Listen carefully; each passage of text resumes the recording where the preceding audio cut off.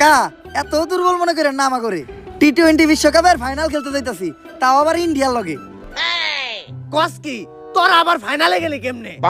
এটা তো আমিও জানি না কেমনে। ওই কেমনে রে? আসলেই তো কেমনে? আরে সমীকরণ মিলাইয়া ইন্ডিয়া লগে আফগানিস্তান হারছে, আফগানিস্তানের লগে আবার পাকিস্তান হারছে, পাকিস্তানের লগে আবার শ্রীলঙ্কা হারছে, অস্ট্রেলিয়ার আবার শ্রীলঙ্কা হারাইছে, শ্রীলঙ্কার আবার পাকিস্তান হারাইছে, এমনি আমরা বাংলাদেশ ফাইনালে গেছি। ও সমীকরণ, তাই তো কই সমীকরণ ছাড়া তো তগো আবার ফাইনালে ওঠা সম্ভব না।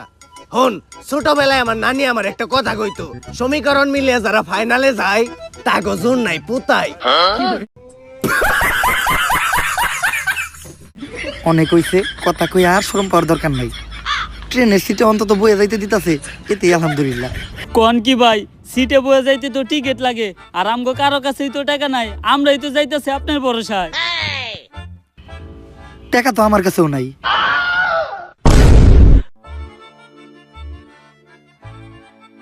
যা একটু মান সম্মান আছিল ওইটাও গেল। আরে চাইলেই বয়ে যাইতে পারতাম, কিন্তু খারায় দেওয়া স্বাস্থ্যের পক্ষে ভালো।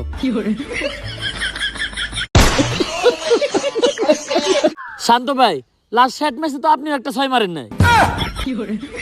ওই কালু সম্মান দিয়ে কত কর, শান্ত ভাই আমকো ক্যাপ্টেন। ভাই ওগরে কিছু কইবেন, সব সময় খেলে আমার গায়ের রং নিয়ে ওরা কোথাও নাই। না, কারো গায়ের রং নিয়ে তো কারোর কথা শোনানো কোনো ভালো শিক্ষা না। এই জিনিসটা কখনোই করা দেব না। এমন কত কি কইছে জাকির আলী ও তোমারে? কালু কইছে। তাহলে তো ঠিকই আছে, কালুরে তো কালুই কইব। সত্য মাইনা নিতে হইব, সত্যের সাথে কখনো আপোষ করা যাইব না। ঠিক।